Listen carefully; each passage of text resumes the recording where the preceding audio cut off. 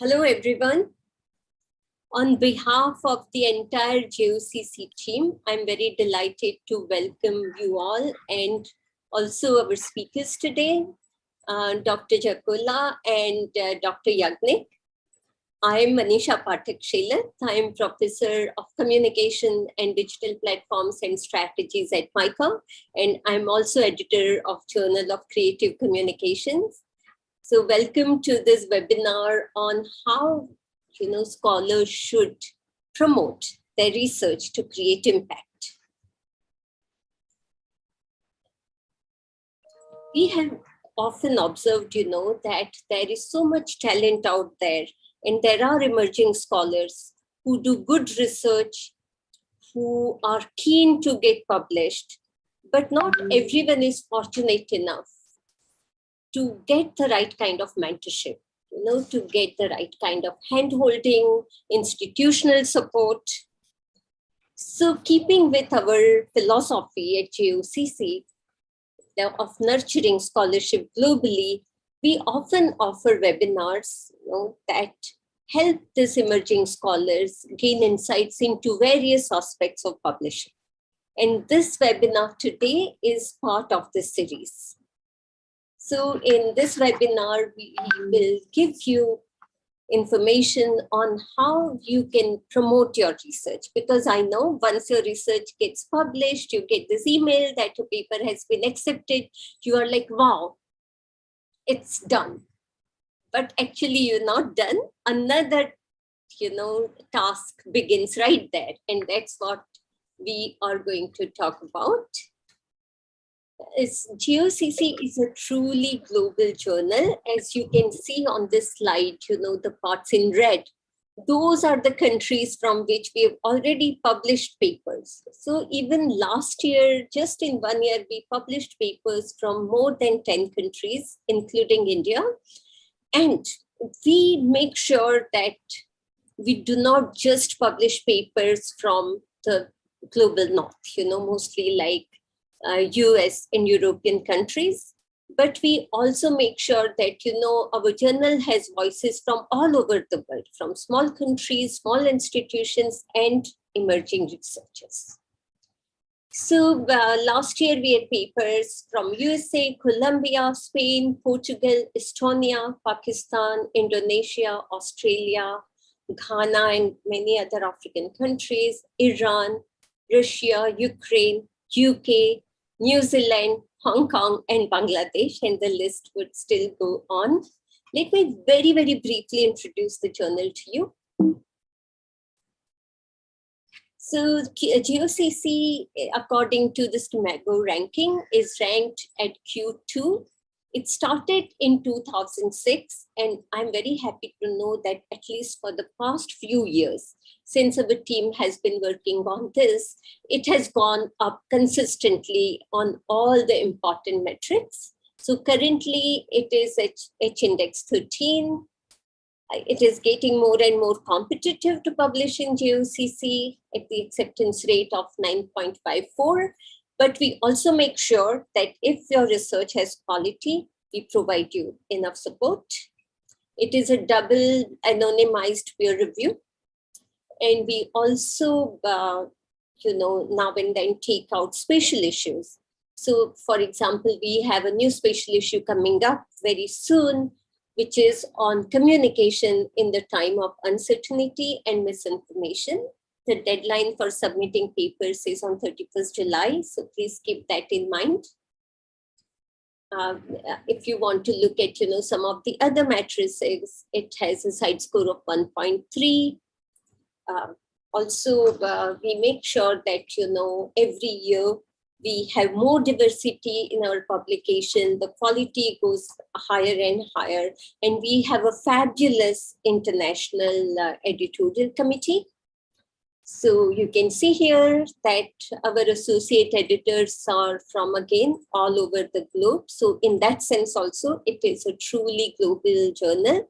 And I take this opportunity to thank my entire team for making JOCC what it is. Also, our two editorial assistants, Ruchi and Arpit, who have been actually the backbones of everything we do at JOCC. So with that, I will not take more time. I will leave it to Ruchi and Arpit to take the webinar forward. Thank you very much for being here. Hello and welcome everyone. It is an absolute honor to introduce the speakers of today's webinar. Our first speaker today is Dr. Maret Yakula. Maret Yakula is a Doctor of Social Sciences working as a co-director at the Center for Nordic Media Research, Nordicom. She's also an associate professor at the Department of Journalism, Media and Communication at the University of Gothenburg, and an adjunct professor at the Faculty of Information Technology and Communication Sciences at Tampere University in Finland. In today's session, Dr. Yakula will highlight the importance of personal social media strategy and share some tips for scholars to explore. Through examples, she will further explore the practical creativity that is manifested in different formats to show how scholars can be engaged in online social communities. In conclusion, she will address some aspects of monitoring and self-assessment as well. Our second speaker today is Dr. Shailesh Yagnik. Dr. Shailesh Yagnik has worked as a senior advisor at KEIC and MIMI project and has 33 years of experience in the field of library and information science and a Ph.D. in information management in the advertising industry in India. He has worked with Sarabhai Research Centre, Operations Research Group, and Entrepreneurship Development Institute of India. Dr. Yagnik has worked with traditional metrics since 1980 and more recently with Altmetrics. He will assist participants in understanding how Altmetrics differs from traditional metrics. In today's world, a researcher can use social media to promote their own research and measure its impact, rather than relying solely on the publisher to do so. Dr. Yagnik will help us explore how social media enables researchers to reach beyond the scholarly community and also the tools available at the author's disposal. Thank you, Dr. Maarit.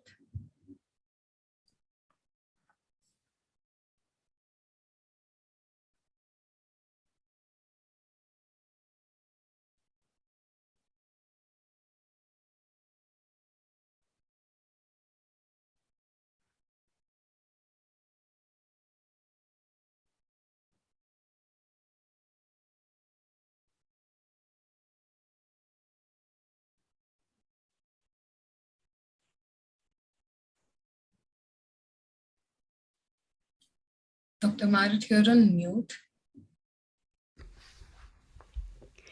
Thank you, Ruchi, and thank you, Manisha, for your kind words for the presentation. I'm happy to be here, and thank you for inviting me to address some aspects of promoting scholarly research that I personally see as important. I come from Sweden, and I'm also working in other Nordic countries because Nordicom has a Nordic scope, and my perspective will be European, I guess. But as you saw, the academic community is truly global, and it's important to take different regional and national aspects into account.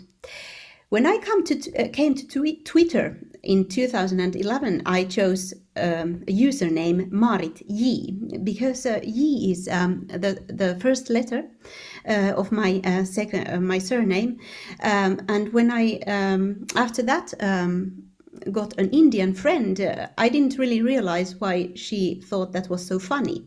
But now I know that Maarit G, that G is a honorific suffix, and I didn't really mean to be that to take myself that position, but now I'm Maarit G, so please feel free to follow me. I'll follow you back. Promotion is about marketing oneself, right?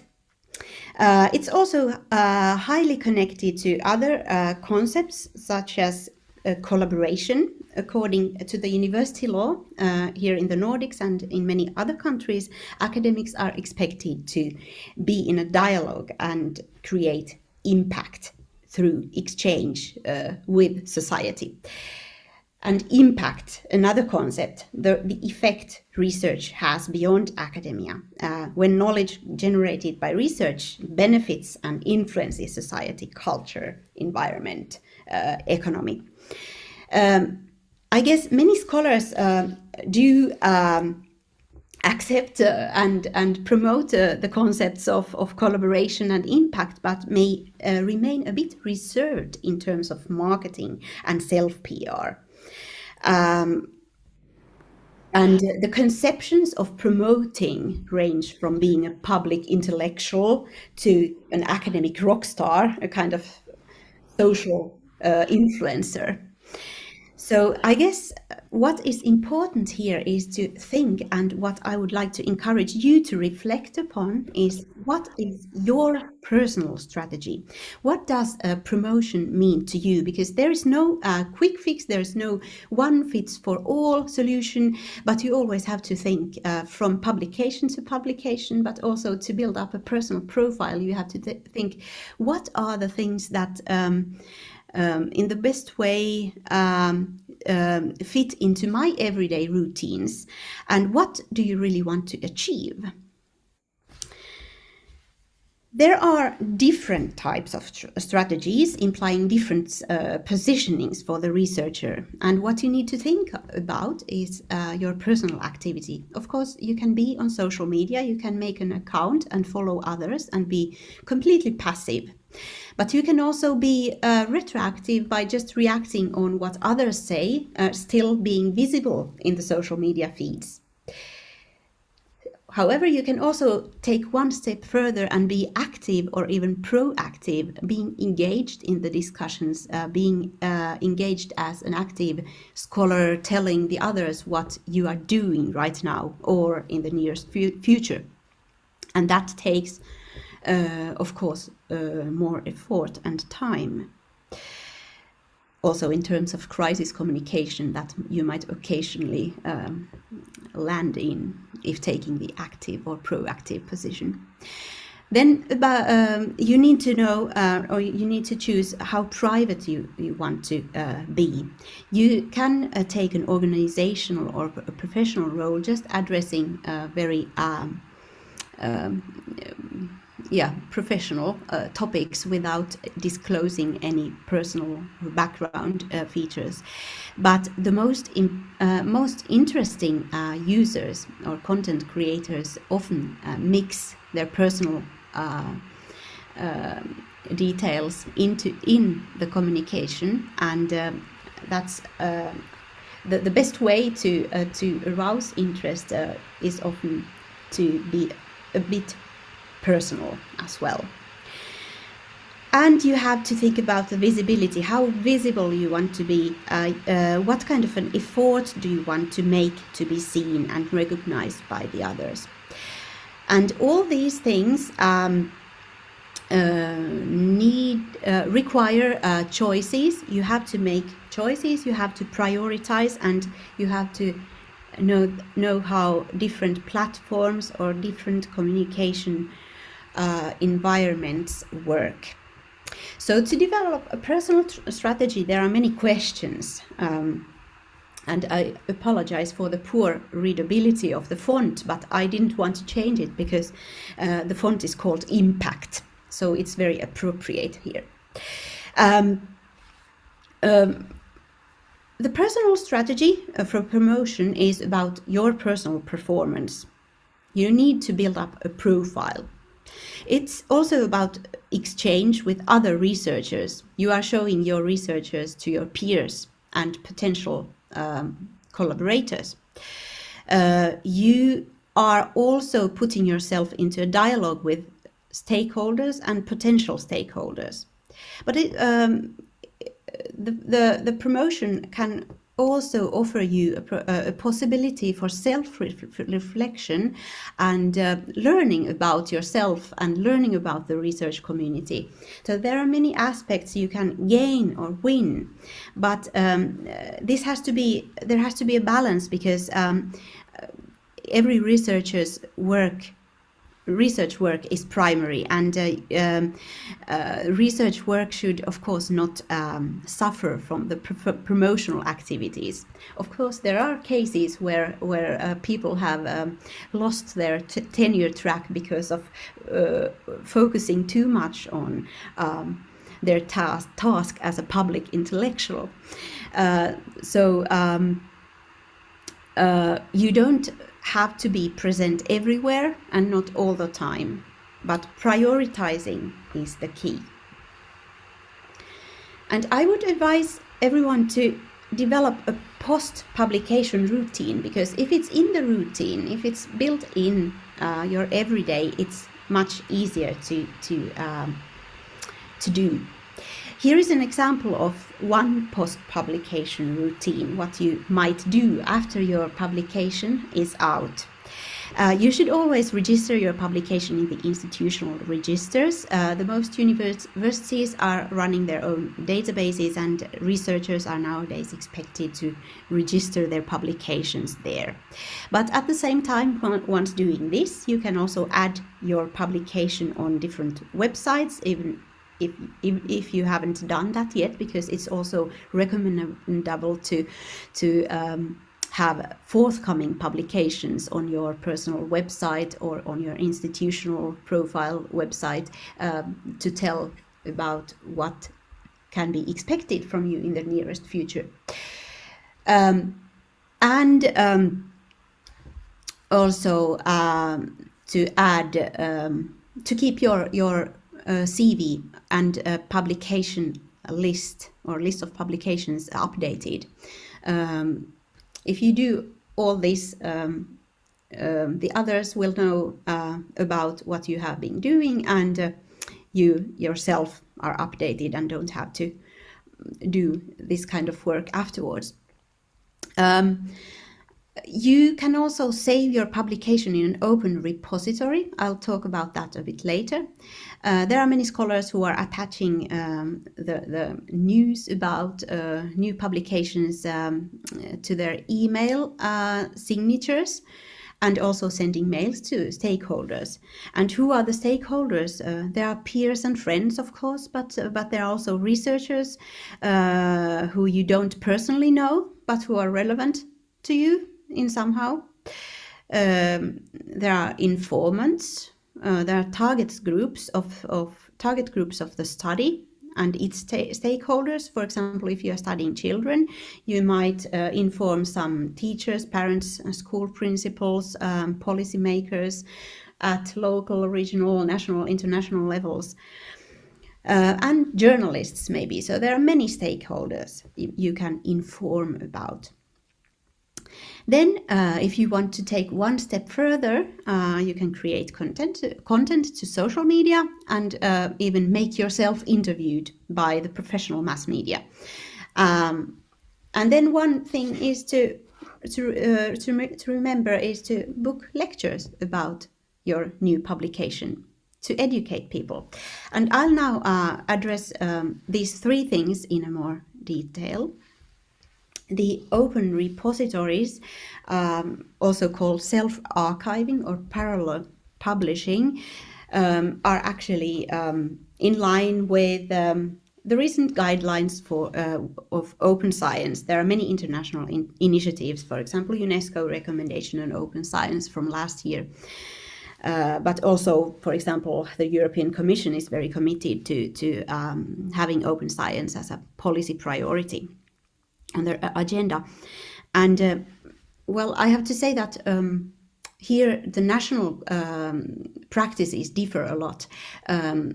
In Finland, at my home university, or at least my home university, but many other universities as well, started requiring researchers to self-archive their publications, and there are many there are a very detailed set of instructions how to do that, while in Sweden there are no such requirements, but the government is emphasizing or the government is promoting open access by paying the big international publishers to make individual researchers' work open access.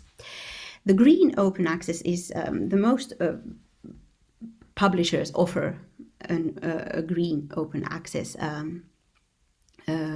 possibility, which means that the publication, the open access possibility is offered for free, and it can be a preprint, a post-print or published version. The most publishers offer the post-print version option, which means that it's the final version submitted to the publisher after the revisions. The preprint version is just the version you submitted to the publisher without the revisions. And the published version is obviously the publisher's version that's already layouted and so on. The final version. So to put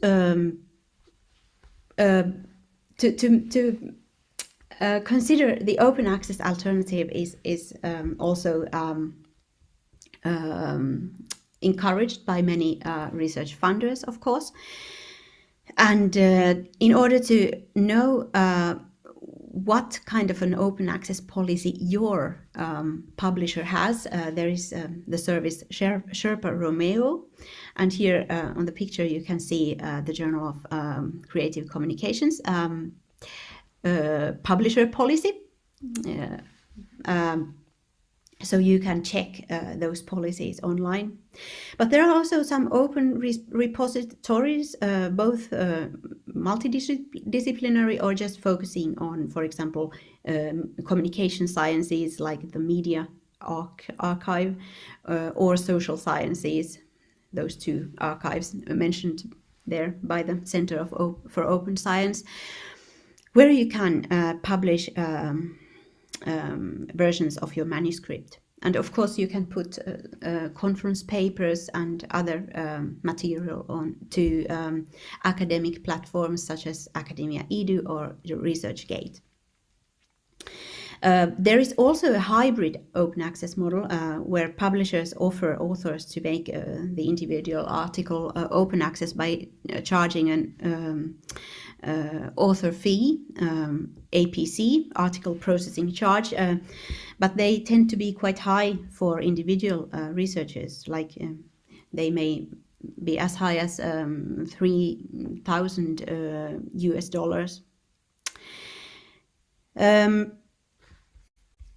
To make your research accessible is just one step. When talking about promotion, social media is a key thing.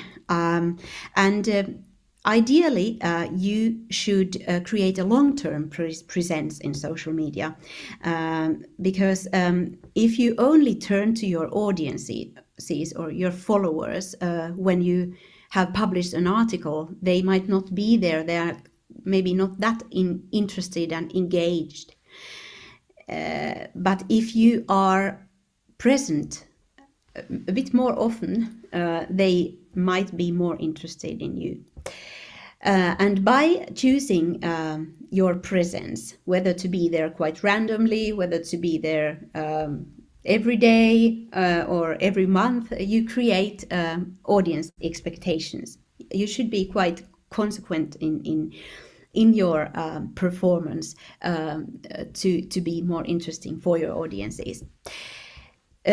Content production can be done for specific academic platforms where you can put content of your own available for other researchers or follow other researchers' work.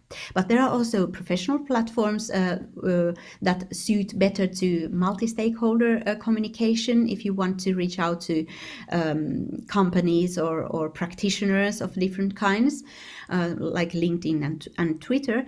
And then I think the Wild West, where you have to yourself have to position yourself as an academic, and which may also cause some challenges in communication. They are the multi-purpose platforms that can contain all types of content, and not only academic or professional, like Instagram, YouTube, Facebook, all those popular, frequently used social media platforms. And also here I'm talking about content production, but of course you can also be retroactive or just or even passive, just referring to others' content or just following others. To be more specific, what academics do in social media, Twitter is, for many academics, Twitter is about following others, or then you might want to inform about the published manuscript, the published publication, journal article or a book. So it's about doing self-PR, basically. But recently I've seen that many academics are also doing some good educational work by clarifying the principles of academic publishing, or addressing some background factors of academic life on Twitter. Then, well, every platform has their own specific genres, and I think the most important thing is to draw on the native genres and to understand how the others, also society beyond academia, are using this specific platform, and adjust content to that. And you can be quite creative there. Then the third aspect I wanted to address, last but not least, is approaching mass media. It could be an educational event of its own, because there are of course many aspects in this. But in my opinion, academics are often quite shy about promoting their work to professional mass media, and there is often a misconception that you should contact the editor-in-chief of a newspaper or a magazine or a broadcaster, but it's better to find a person who is a journalist who's specialized in academic subjects or in the specific discipline you are working in, and to write a mail and maybe make a phone call afterwards to make them this person interested in your topic. And the news value of a new publication being out, there is no news value in that. You should be more specific and try to address the news values. Media is often interested in immediacy. It's topical, in changes. Something has changed. There is some occurrence in reality. They are interested in human aspects of behavior and shortcomings, injustice. If there are something that's wrong and that should be corrected, maybe with the help of your research. So you can try to arouse the interest of the journalist. And then if the journalist gets interested and makes the story about you, it's quite important to request the material for a pre-check, especially if it's in the written form. It's quite easy for the journalist to send the material to the researchers and let them correct the possible not only mistakes but also misspellings and misconceptions, which do occur very often in this kind of interpersonal communication. So if you want to take even one step further, there are of course more ways, and I could summarize them as popularizing, pedagogizing and spinning off your research, making the topic popular by using different genres, for example, policy briefs or literature reviews or research overviews that may have a popular touch, like just giving a sense of what has been studied previously or what does my study tell about this specific issue. Or you can write magazine or newspaper articles by yourself, not outsourcing the responsibility to a professional journalist. You can also make pedagogical material, guidebooks, best practices collections, maybe online courses, or then a bit more limited and easy to do open educational resources. Try to figure out how teachers or practitioners could use your ideas pedagogically and help them from your academic perspective. Maybe collaborate with someone to do that. And then spinning off your research, doing all kinds of byproducts in collaboration with companies, associations, networks, maybe even establishing a new association or a network that reach out to practitioners or stakeholders, implements your research in an appropriate way. So, because the next speaker, Shailesh Yagnik, is going to talk about the measuring impact, I won't go into further detail about this, but one question I would like to raise is what is actually enough? Because we are talking a lot about age index and how you can increase your age index or another kind of an index by promoting your work. I would still take one step back and also ask you, what is the ultimate goal of your professional or your promotional strategy? And I think for all of us, it should be about being happy with your work. Being included in the game of increasing some kind of indexes may also arouse unhappiness.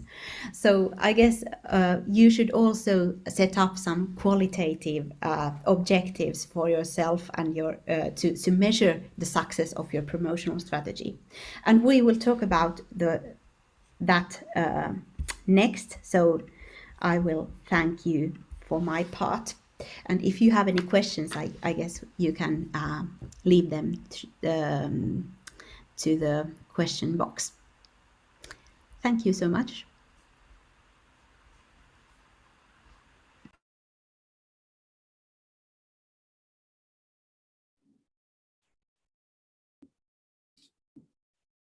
Dr. Shailesh, you're up. Thank you, Dr. Maarit.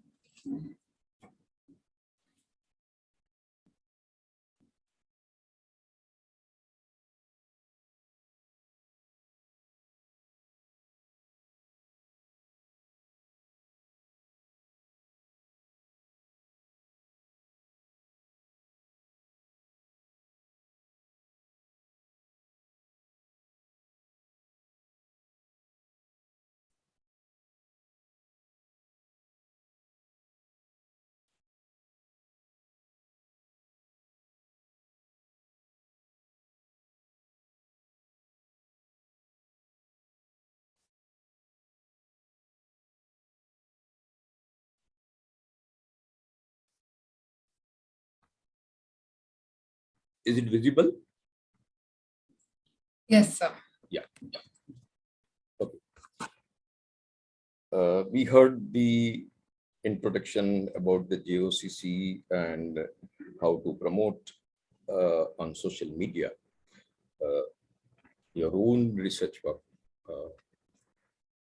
Coming to next point is a social media. But before that, if you look at this communication technology timeline, and if I go to citation, it goes to the 12th century. And then in 1873, the Sifford citation, was the first to start, So This is the history goes with the print and the web of science, It was earlier known as Science Citation Index, and Social Science Citation Index. Now it is coming in Web of Science form, That is because of the digital part. We moved from print to digital, and Altmetrics started in 2011. So in between period was of electronic and audio. So that helps digital also. So that's about the history part of it, One of the objectives of all researchers is to publish the result with society or community in the form of a publication. That's the overall objectives at the end of the day. If you look at it now, what is impact factor? See, normally the impact factor is measured in 2 years, 3 years, and 5 years. The data available from the commercial vendor are of 3 kinds, The first one is also from Web of Science, The number of citations in 1 year to content published in the previous 2 years. 5 years impact factor, yes, that covers the more valuable data in the sense it covers the long period, Number of citations in 1 year to content published in the previous 5 years. So number of articles, both the sources covers articles and reviews. SNP is from elsewhere. There are 3 sources we know which comes, Schemago, then SiteScore, So these are all coming from the elsewhere publishing, SNP is published twice a year and looks at 3 years period. So this is another source, these journal citations count per paper over here in that case. Schemago, again, average number of weighted citations in a given year. This again covers 3 years period. Look at the SiteScore, currently available for over 22,000 journals indexed in Scopus. Again, all citations recorded in Scopus in a given year to content published in previous 3 years. Hygiene factor is another for 5 years. Number of citations in 1 year to content published in previous 5 years. Half-life, it differs from discipline to discipline. Like if you take the computer science area, information technology, the half-life is comparatively faster than the social science because it all depends, how literature is obsolete. H index, Google's provide, also, and the number of articles published in which we have received the same number of citations. For example, someone has published 5 articles. H index is 5. It means someone has published 5 articles, and each one of them, at least minimum 5 citations. Otherwise, it's not possible. Coming to Ultometric attention score. Ultometric attention score tracks the only shares and conversions relating to a piece of published research. Each online mention of that research is weighted differently. So a journal article referred to or mentioned in an international newspaper is given more weighting in the overall Ultometric attention score. Say New York Times and something which has appeared in the more local paper. As such, it has got the 8 weightage, but in this case, the one will be highest number, second one will be the lowest number. So, and Altmetric is said numbers behind numbers because it works with the algorithm. So you may not get, when you look at any Altmetrics things, the data and information, their number looks more, but when you look at the attention ratio, attention, then you can see that lot of difference. So that's what I'm saying. It's algorithm and numbers behind numbers, So it may look 10, but actually it may be 2 or 3. It's like that. It depends on the calculation. So journal metric versus article metrics. Account print and online academic publishing. So this is about the comparison. Account online readers' behavior, network interaction with the content and social media. Scholarly communication here, broader impact of research beyond the scholarly communication community because it covers the social media. Accumulate slowly, here calculate immediately. Just collected from academic publishing setting, data collected from various sources. Narrower impact of research, broader impact of research. Only articles, dataset, infographics, software, molecular structures, etc. So promote yourself. You are your own brand. So this is about the monthly active usage of the social media. You can see over here, this is from the Statista. I mean, you can see the Facebook, YouTube, and WhatsApp and all those things. The component of social media style manual, which is very important, I mean, like, too long, don't read. Voice, tone, spelling, grammar, punctuations, formatting, emoji usage. You can see that emoji usage, how it is given over here. Hashtag is used in the LinkedIn multimedia usage and breaking news, Again, this is the social media usage in millions. It is given, the Facebook and all those things. This is the data of 2022. Previously, it was up to 2019 kind of thing. Academic input identifier is very much necessary. Unless if it is not linked with that, it will not track the data. So DOI is a digital object identifier, PubMed identifier, ISBN is International Standard Book Number, NCT for the clinical trial, Social Science Research Network, and ORCID. I hope all of you are member of ORCID or one of the things. Only leak which contains the works ID are included in Ultometric's calculations. How Ultometrics works. Your research output there, then attention score. Social media, for example, Twitter, Facebook. I mean, reference manager. Mainly Jotero, blogs. Then type of action. Retweet, like, share, bookmark, saves, capture, these are the things, mention, blog, comment, reserves. And this is the way, ultimately, the Altmetric, Plum X, logos, impact story, count, and attention score. This is the flow chart of, Altmetric, the social media channel. Now, these are the different categories, which it tracks. Twitter, Facebook, YouTube, SlideShare, LinkedIn.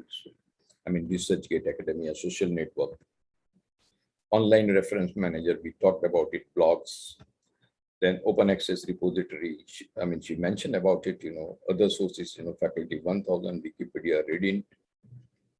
So, like, share, viewed means HTML and PDF download, if you look at the website of the JOCC, 1,86,000 something, download you can, plus you can see, discussed or mentor, mention about the blog, post, comments, reviews, policy documents, Wikipedia, save, capture. Plumax use also citations.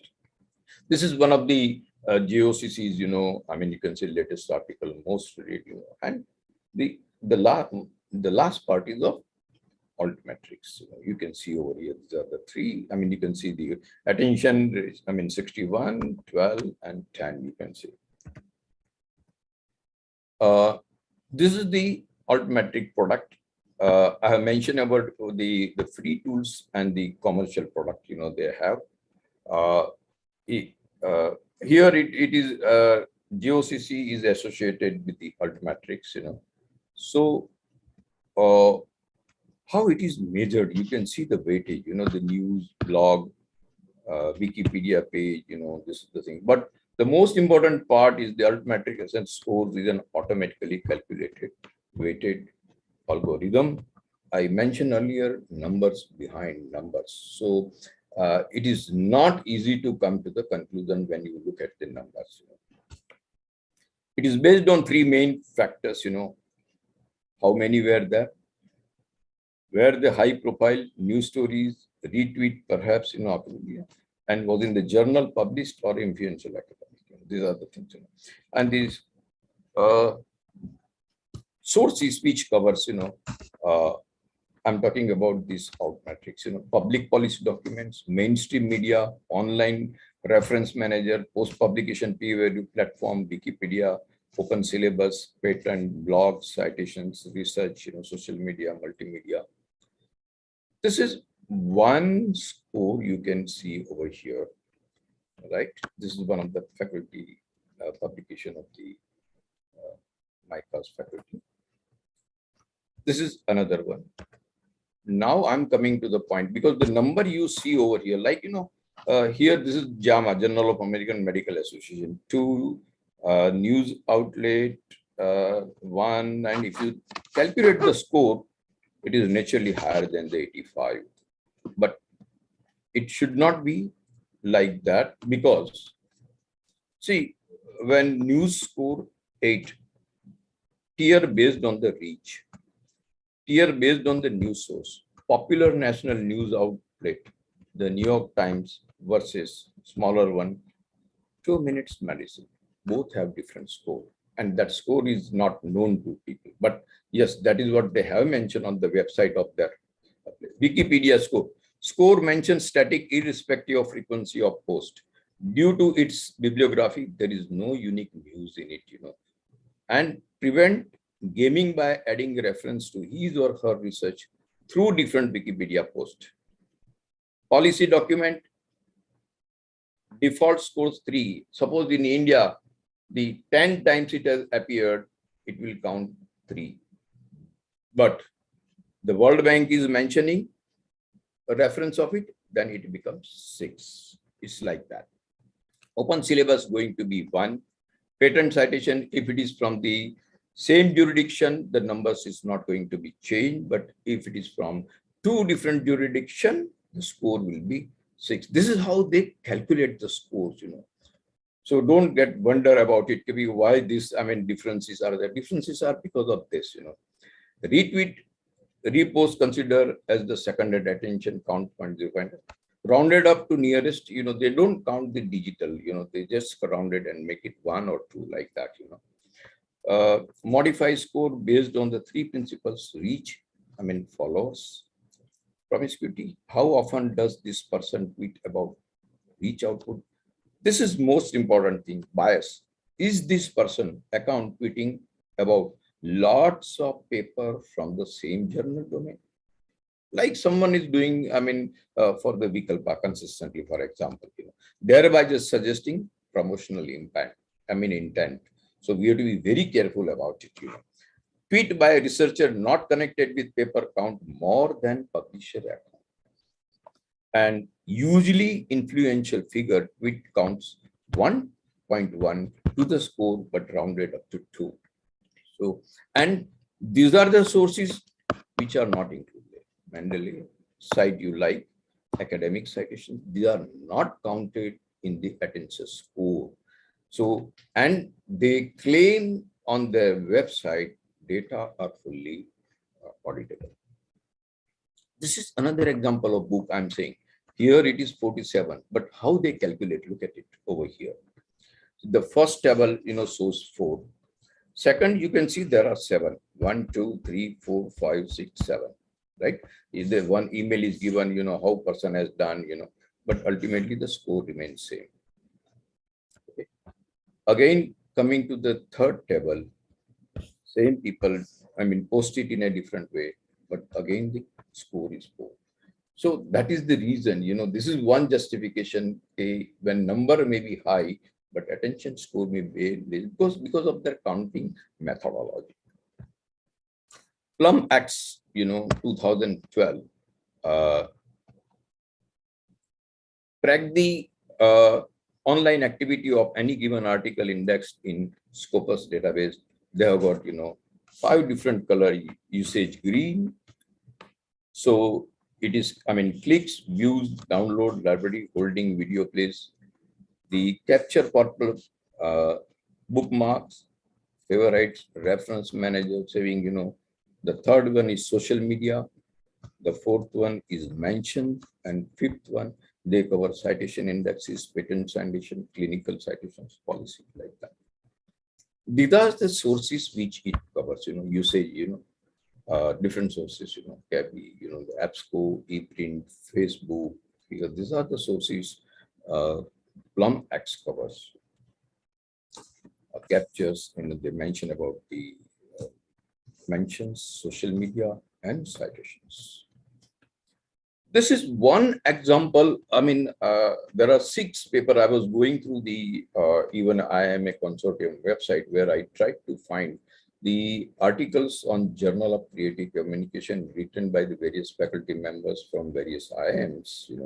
So I could able to track 6 papers from that repository, basically, that has been linked with the Plum Acts, and that data is in DSpace repository of IIM. So, and this data I have taken from the Journal of Creative Communications website, SAGE website. You can see that, the same article, the usage is 4 and capture is 8. Here, total views and download is 42. So the difference comes over here because of the sources and other things. But I mean, 63, that's a download actually. Look at it here, 2180. Here comes, citations, usage, and capture. This is second example. This is third example, Bhojpuri cinema. Usage is 2, capture is 7. Here you can see cross-reference, Web of Science, even Altmetric, is showing the 0. Here it is 12. Okay, usage, I mean, if you look at the Plum Acts, usage is 124, capture is 18.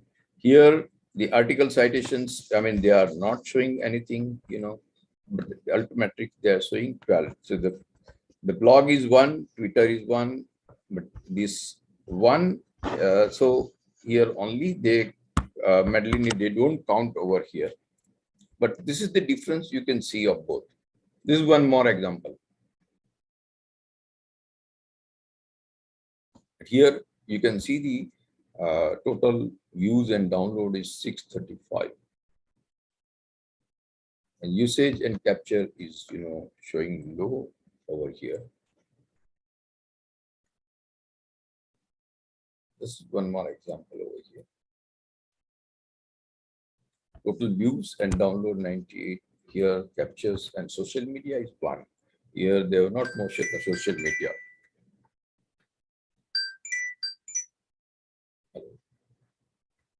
Hello.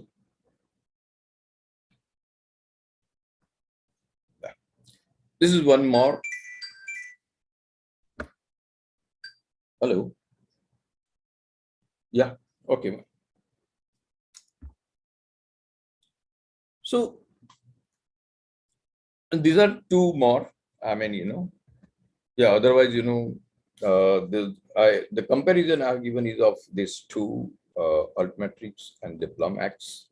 These are the 2 most important things which I wanted to show. So only my request to all researchers is to plan, do, act, check, and go ahead. Thank you.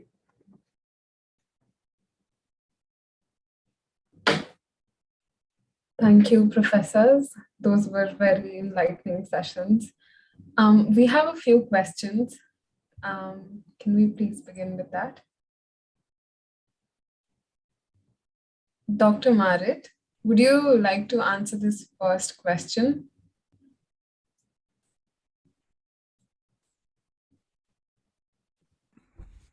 Should I read it out loud? Should I read it out? Please.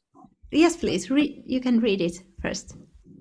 Are there some specific social media tools or digital tools that you would recommend to researchers to increase the impact of their publications or get people talking around the research they have done? Thank you. This is, of course, a very good question because you have to gain an overview. There are so many different options.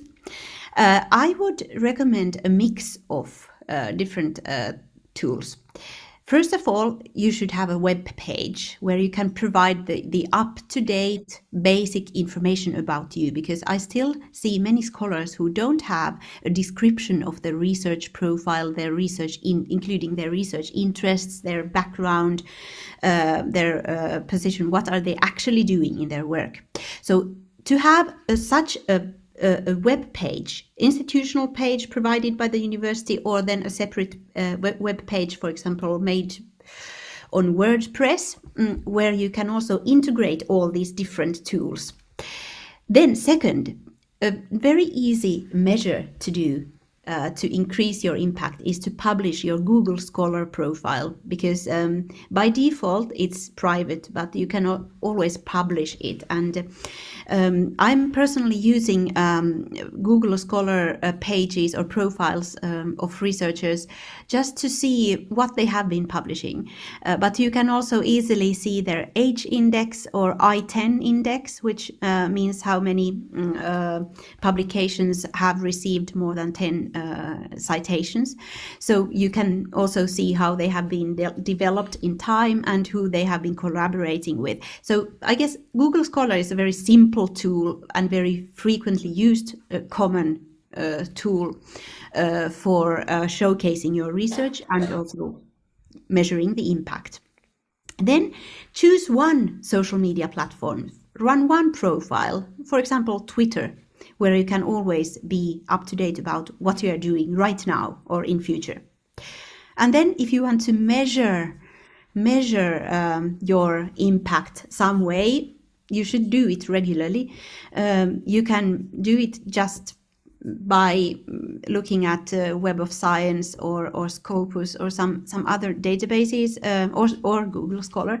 Or then you can also, if you want to do it at an advanced level, there are software such as Harting's Publish or Perish. It's called Publish or Perish, where you can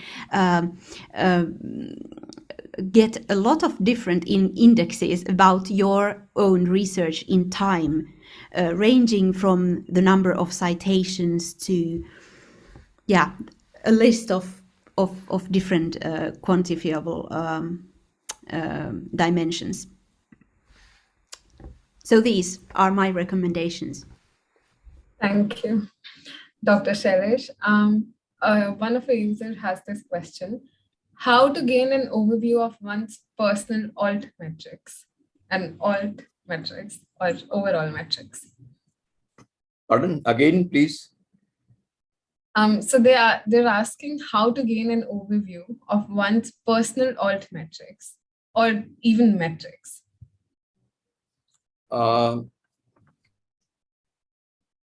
See, fortunately, the website, of JOCC, if you go and if you write for your personal article, it gives immediately the data. See, in case of metrics, like, Web of Science, I mean, that is Scopus and social science citations, in case of Web of Science, unless you are subscribing, things, then you can able to see it personally, the things, Now, fortunately, some of Scopus, they link, but Web of Science, everybody is not linking to it, So the advantage is that with and the another thing, in Altmetrics, you can become, they give free to individual researcher also.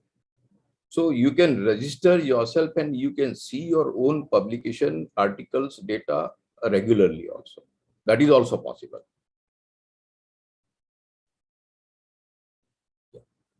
And fortunately, now the data is available. But for the other, I mean, for individual, it's not a big difficulty now, I mean, looking for this, metrics and all those things. Thank you very much. We have one more question, but since we're running short of time, we'll take it up some other time. I would like to conclude. First of all, I would like to express my gratitude to all esteemed. Excuse me, Ruchi, if there's only one more question, I think we can at least address it. And then, our speakers can answer it in the chat later in the YouTube, but it's good to address if we have only one more. Okay. The question is social media a credible platform to promote research impact? I doubt. The scholars will be prone of being trapped. Should I comment? My take on this is that the relationship of social media to impact is indirect. It cannot be maybe directly measured, and in social media, that's a very broad concept. There are content types, millions of different content types, and everyone is engaged there, not only the academics. So it's impossible. It may be impossible to create a direct relationship from social media content to measuring impact. But I think in enhancing the impact, social media may be a very good tool. And you can do it professionally and in a way that forces your academic identity or academic credibility. You are the one who chooses how to do it. I would like to add to her, in social media, you can check the credibility, the source, the person who is talking about. This is another advantage. I said something has appeared in the New York Times, and something appeared in different local things. You can check the credibility. That possibility is available to you to check, even person also. If leading social scientist or some professional in communication, someone is mentioning and someone lay person, mentioning. So you can differentiate that, you can make out easily.